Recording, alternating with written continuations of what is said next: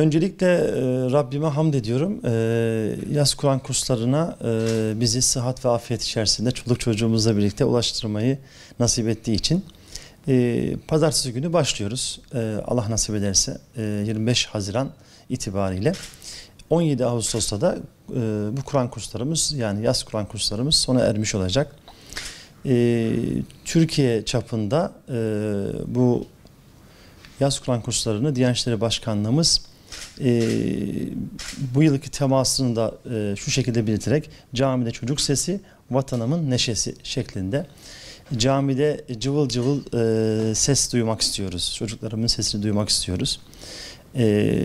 Bu da vatanımızın bir neşesi olarak da takdim etmiş olacağız inşallah.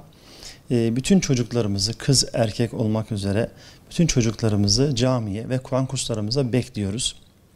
8 haftalık bir süre şeklinde olacak. 2 dönem şeklinde olacak.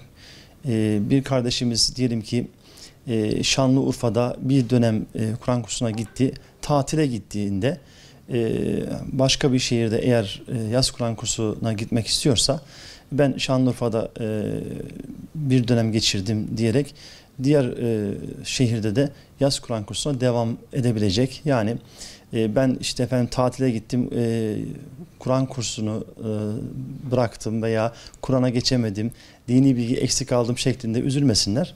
İstedikleri şehirde Kur'an kurslarımız devamlı olacaktır.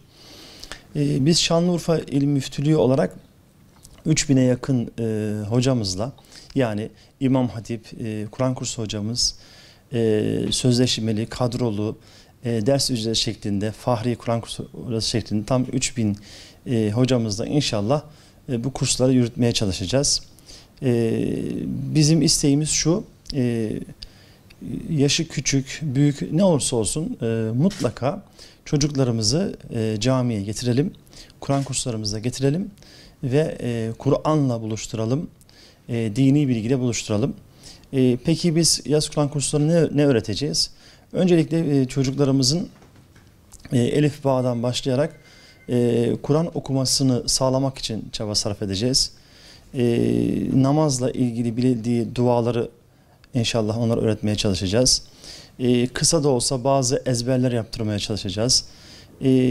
Dini bilgi, Allah, peygamber, kitap, melekler şeklinde kısaca da olsa çocuklarımıza İslam'ın şartını ve imanın şartlarını çocuklarımıza anlatmaya çalışacağız, öğretmeye çalışacağız.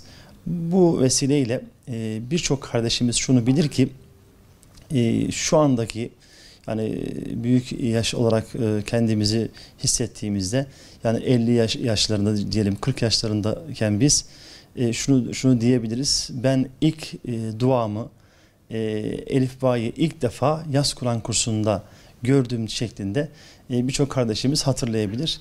İşte çocuklarının, torunlarının da Kur'an'la buluşmasını, camiyle buluşmasını, Kur'an kursuyla buluşmasını bu vesile sağlayabilirler. Biz bütün çocuklarımızı camiye ve Kur'an kurslarına bekliyoruz. Vatanın neşesi olsunlar ve camiye buyursunlar diyoruz. Evet, çocuklarımız tabii ki bayan hocalarımız, hem kadrolu Kur'an kursu hocalarımız var. Tabii ki bu yeterli olmadığı için biz ders ücreti şeklinde de 600 civarında hoca hanımlarla birlikte bunu yürüteceğiz. Camilerimizde ve özellikle kız Kur'an kursu binalarımızda kızlarımızı ve erkeklerimizi bekliyoruz.